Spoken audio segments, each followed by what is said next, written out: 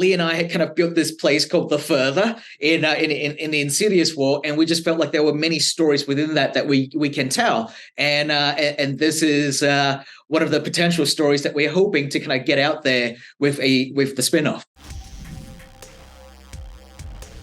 First of all, guys, I love the Insidious franchise. This is so good. The Red Door.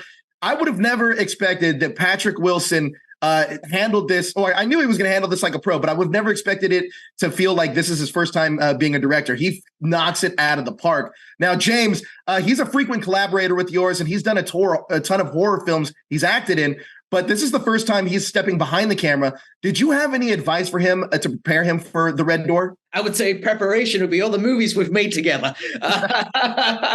No, we just chatted. I like to tell the story that when Patrick and I, work on one of my movies, when he's acting in one of my movies that I direct, we love to just chat about films in general. He's such a big cinephile. And so we would geek about all kinds of movies, about the movies we grew up with, all the John Carpenter films. And so it's really kind of great and really cool to see Patrick step up and go, hey, you know what, after all those years of kind of like talking about movies, I'm gonna step up and direct one myself.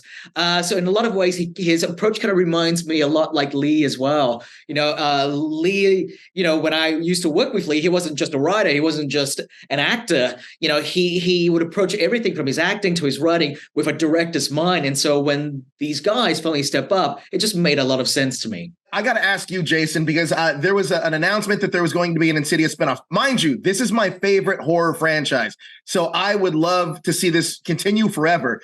But can you give us a little bit of an update on that Insidious a spinoff that is possibly starring Mandy Moore and Kumail Nanjiani? James, you could give more.